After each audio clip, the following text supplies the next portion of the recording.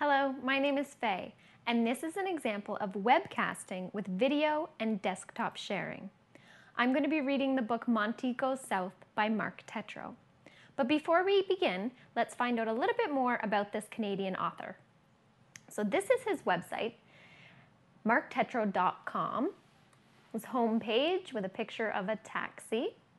And if I want to find out more about this author, I'm going to click on About and Bio. It'll then pop up with a picture of Marc Tetro, the author, right there. And I'll scroll down to find out a little bit more about him.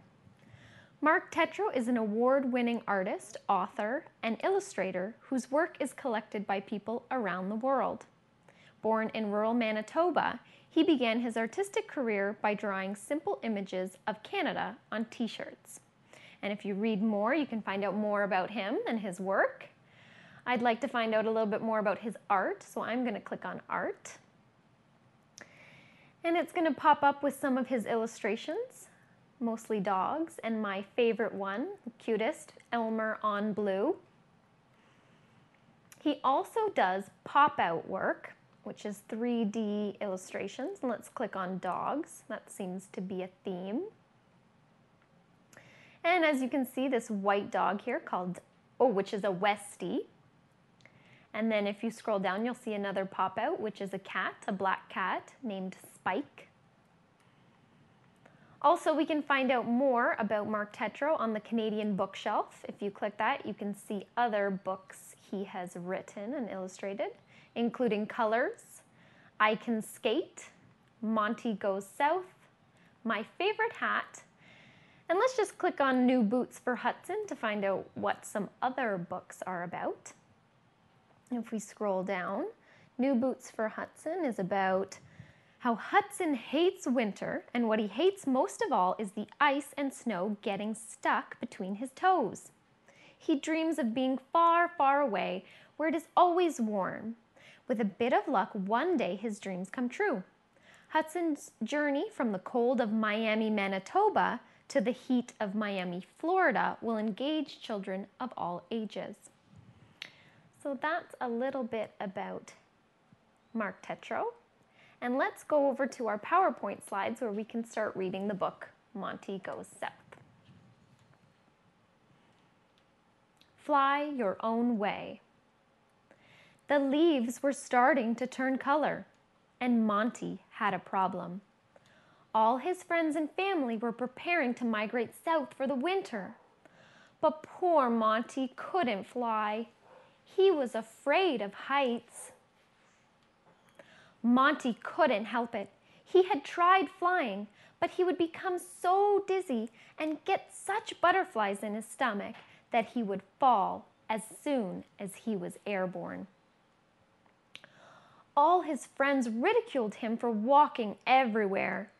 "Scaredy cat," they would yell. "How's the view from down there?" Maybe I'll just stay here for the winter, he thought. But he knew he would have to find a way to get south. But how? One day, all the geese gathered around to brainstorm. He could drive a car, except he didn't have a driver's license. He could ride a skateboard, although it was much too far to go on a skateboard. Or he could go by boat, but where on earth would he find a boat? He thought and thought, but every idea seemed impossible. The only solution was to cure Monty of his fear of heights. He decided to consult a famous psychologist. The doctor tried a number of methods to help Monty. First, he asked him questions about his childhood and when he first noticed his fear of heights. But talking about it didn't help. Next, he tried hypnosis. But all it did was put Monty to sleep. Finally, the doctor had Monty tackle his fear head on. He set up a ladder and had Monty climb it gradually. Step 1 was not too bad. Step 2 was a little shakier, By step 3, Monty was starting to perspire. He wanted to come down, but the doctor said, "You can do it." So he took the 4th step and fainted straight away.